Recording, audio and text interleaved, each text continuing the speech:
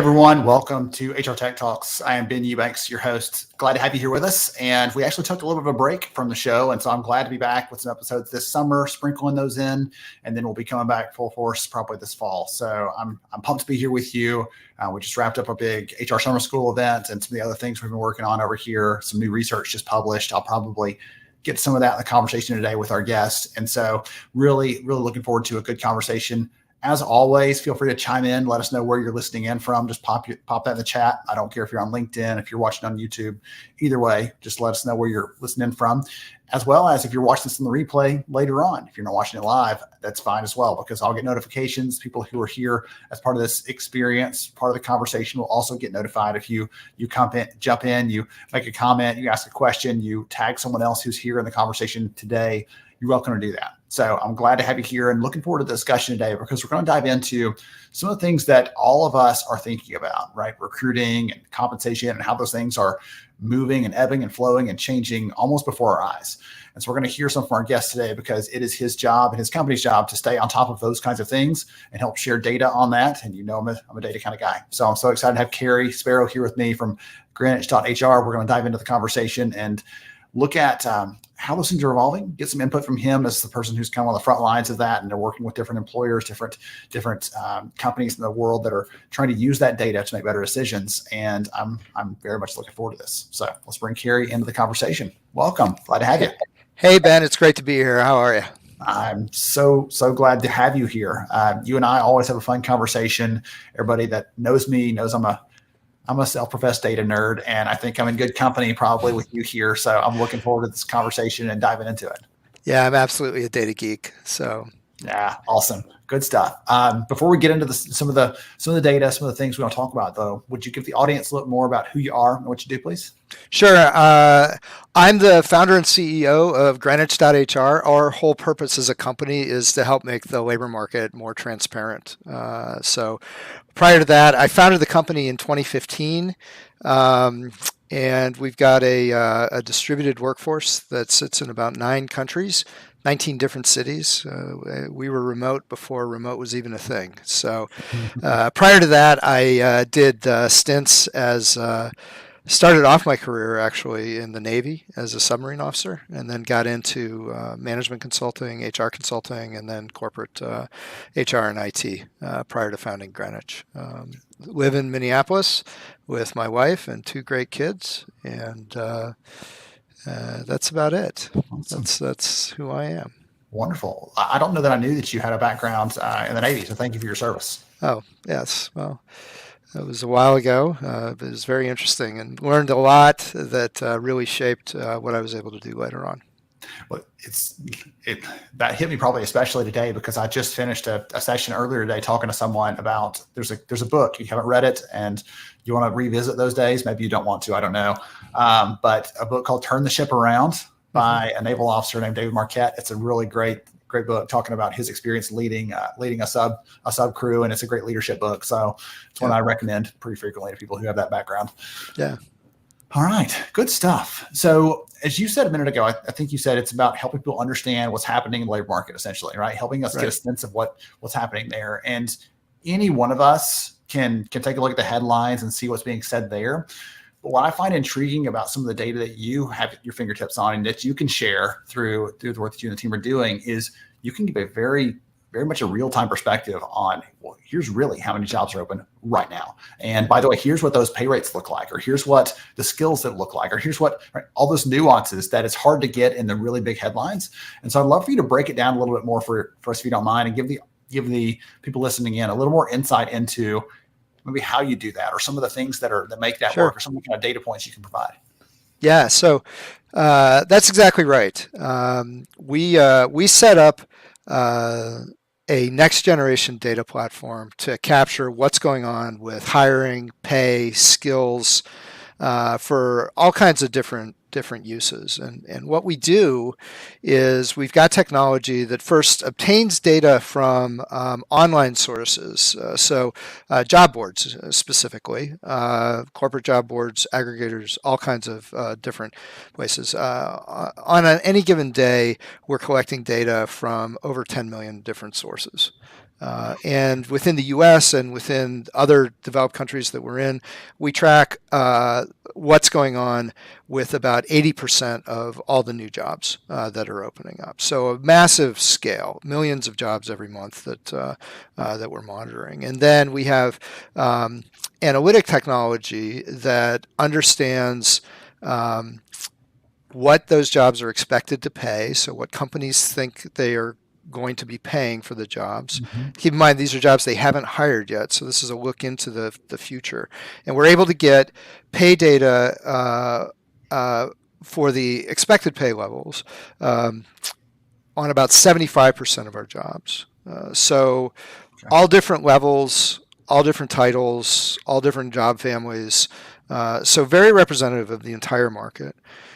We also do things to make the data so that it can be analyzed. So we've got patented technology and AI technology that normalizes job titles, makes company information more consistent, extracts job attributes and so forth to make the data much more meaningful. But we have this massive data set, and we update it every day.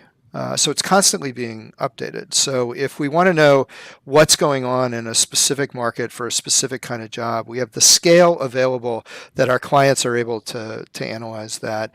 And because it's all in one data platform, it can support lots of different use cases. So it can support human capital use cases like compensation management, competitive pay benchmarking. It can also support recruiting use cases, workforce strategy use cases, site development and site planning. Also, financial services use cases, investment management use cases, forecasting or understanding the direction companies are going and whether they've got the capacity to execute on their strategic priorities and their financial commitments. Media companies, university research, all kinds of different use cases for our platform. What's going on right now, though, so we put this in place in we went live in 2016, so 6 years ago. In fact, 6 years ago, I was in Europe with my family, and they were on vacation, and we would get back every night, and I would then go to work with my team getting everything ready to be launched, and we did while I was over in Italy. That was 6 years ago, just this month.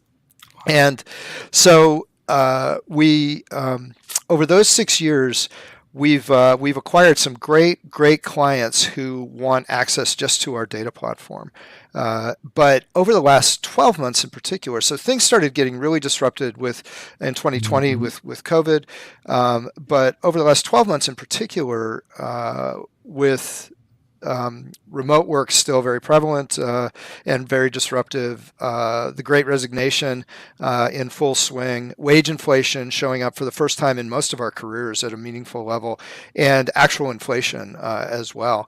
That we actually evolved our platform to now include applications that businesses and users of any size can use to see what's going on. So we have two main pieces to the business right now. One is this data platform that's huge and powerful and real-time and forward-looking and so granular that you can answer any kind of question that relates to what's going on in the labor market. And then also a set of applications that allows you to really dig in and see very visually what's going on with pay trends, with hiring trends, compare across locations, compare across thousands of titles and so forth. So that's a bit about kind of what we do and how we do it. Give me 2 or 3 questions someone could answer right now if they're curious. Sure. It turns out, so a lot of times the kinds of questions that people ask are, very specific questions about a specific kind of job or a specific kind of in a specific market. But it turns out what they hiring for a certain job, Cary, and I need you to clue me in on what Right. And so here's one that came up earlier today, which is tell me about outsourced sales and marketing jobs in Kentucky, and so that's pretty specific, and they want to know within the last 3 months what's going on with pay and who's doing the hiring for those jobs. But inevitably, what happens is when people see how quickly that information is available using our data platform and applications, it opens the doors to all the other questions. Okay, now, because and a typical path would be, okay, those are a certain level of jobs. Can you show me what the manager version of those jobs is in the same locations? We have other locations here. How does the pay and compare in those other locations? And then when we show here's what's going on and who's hiring for those same jobs, then the conversation shifts to, oh, that's awesome. Can you show me what's going on with, our competitor X, Y, or Z? Because all of our data originates in the public domain. We just capture it at a massive scale. So we don't have to, we don't have any regulations governing the need to blind where the data comes from or any element of the data. Unlike, compensation data, which collected through traditional surveys has to be blinded and lagged and, has, some other requirements that sit on it. Ours is totally transparent. So it allows the exploration of what's going on to be very broad ranging and to go into places that haven't been available before. The insight hasn't been available before. I know that one of the things that I was telling you in the prep for this is when I talked to you for the first time a couple of years ago, I was just amazed by the idea of having this data at your fingertips. And at the time I was like, well, comp professionals, we were starting to see it in our early findings in our research that comp professionals were starting to look at emerging or forward-looking types of data to try to figure out if their compensation rates were on point. But more so in the last year, I'm thinking, well, recruiters are going to be really curious about this because, as you said, pay has been changing so rapidly that you're like, well, what I offered last month may not be competitive this month. And so how do I know what else is being offered out there in the market so I don't post a job and find out, oh, it's 20% below what everybody else is putting out there. And I've wasted my time because no one's going to click on that, even if it's sponsored and all that kind of fun stuff. So I've seen this shift a little bit where the persona who might find value in this, depending on, and for those who are listening in, you're welcome to chime in on this. This sounds something that you'd be intrigued by. But it feels to me like that shifted a little bit in terms of the persona that might find this appealing day to day, because that recruiter could dive in and see how competitive their offers are going to be before they ever make the offer, and potentially not risk missing the chance or getting outbid by somebody else. Yeah, every recruiter I talk to that's trying to stay up with what's going on with pay in their markets is a bit back on their heels. And it's not surprising. When you look at what the advertised rates are for jobs, just in the last 12 months, they've gone up 18%. Now, keep in mind that you and I and most of the folks listening through our entire careers, we've dealt with inflation of salaries in the 2 to 4% range, yes. Annual budget. So 18% in terms of what companies are paying across all different types of jobs. But even more frustrating or confounding than that is that it's not the same by job and it's not the same by market. So you could, and also it doesn't apply just to the entry level jobs. It's across most pay levels.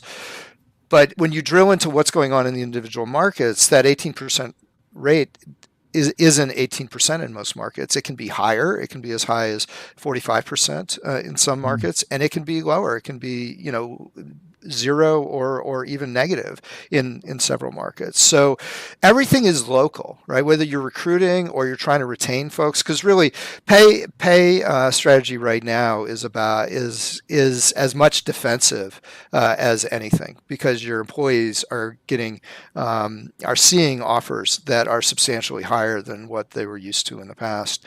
And so comp professionals and recruiters both have to stay on top of this, and all of that is local. And so now you've got to worry about local variations that are moving way faster than anything in our career, wage inflation that's moving way faster than anything we've seen before. And the traditional sources of data just were not designed for the dynamism that's in the labor market right now. But our platform was specifically designed for that.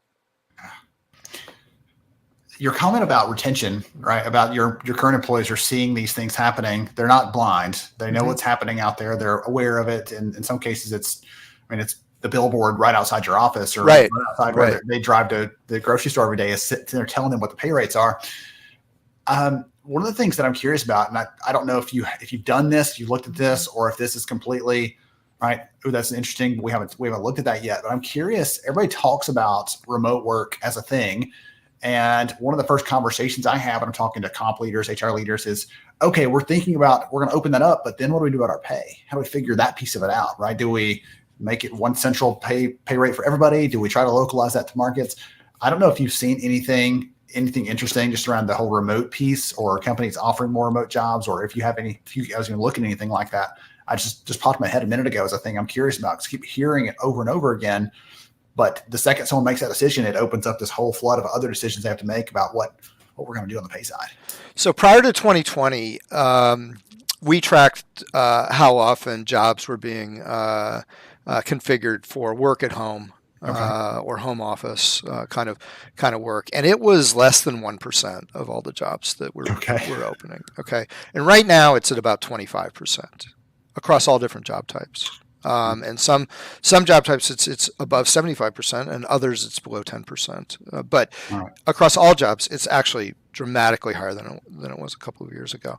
We haven't seen clear trends as it relates to changing location differentials, other than to say that jobs are now the same jobs are being posted across multiple locations because folks can work in a distributed environment. And it's not clear whether or not the actual negotiated pay is being influenced by the locations or not. Anecdotally, I think we've all heard that pay practices in high-priced areas that are definitely getting adjusted as folks are moving out of those areas and working from lower-priced areas. But I can't say how much of a trend that actually is. I was curious about that piece of it, so that's occurred to me. One of the other things I want to ask you about is, you said earlier, if I heard you right, you said about 3 out of 4 jobs that you see, you're able to assign some sort of pay rate to it. Is that correct? Yeah. What do you think is driving that greater transparency in pay? Because I mentioned before I was starting earlier in the intro for the audience that we just published some research this week that says, when we ask candidates, out of all the possible factors in the hiring process, what do you care about the most? And the number one thing that bubbled to the top was, I want to know the pay before I start going down the path. Yeah. So I don't know if that's a candidate expectation, if it's some of the legal requirements in certain areas, but those aren't really widespread enough to account for that big of a push. So I'm kind of curious what you're seeing and what you think that might be driving. So let me clarify something about the way that we assign pay. We actually have our own proprietary methods to discern what companies expect to pay open jobs. Most jobs right now actually don't show pay. Only about between 15 and it's up a little bit since then. So maybe between 15 and 20% of jobs will show a pay range. But we're able to determine by how we work with different sources of job listing data. We're able to ask the right questions. What is the pay range expected for this job? And we do it with very narrow ranges, typically plus or minus 2%. Most of the pay ranges that are visible on job boards right now, that are actually in the text, average about plus or minus 33%, which is a very wide range and is something that is useful to candidates, but it's actually nothing that you can really do, really strong analysis around. And so that would be actionable. Yeah, so that's part of what we invest a lot of our capability around, is getting those numbers, much broader scaled and much more precise. But in terms of the trend is absolutely towards more pay transparency, and some of it, there are some cities and regions that are encouraging that either through laws or just through community encouragement. There are technologies, job sites that are encouraging pay ranges being assigned to as many jobs as possible. So I would expect to see that as a much bigger trend. That's largely due to social equity considerations. Although, like I said, with a average range of plus or minus 33%, you can hide an awful lot of sins in those ranges. So I think there's going to be continued pressure there, and I think that there's still a bit of tension. Companies want to retain the ability to negotiate, and they want to retain the ability to adjust pay based on qualifications. So there's going to be, I think, some tension around how much is shared and how useful that it is shared. Okay, excellent. One more question for you before we head towards wrapping up. Then I'm thinking about through the use cases you're mentioning earlier. Right? You talked about all these different ones from very immediate, I need to know something right now, to we are thinking about this decision that's a longer term. We're going to plan a new call center. We're going to put a new site somewhere. We're going to plan and we need to think about those things. And I'm curious, in the last year, have you seen more of the conversation volume essentially around some of those more immediate applications? We've got to do this thing now because of some of the retention, the recruiting problems.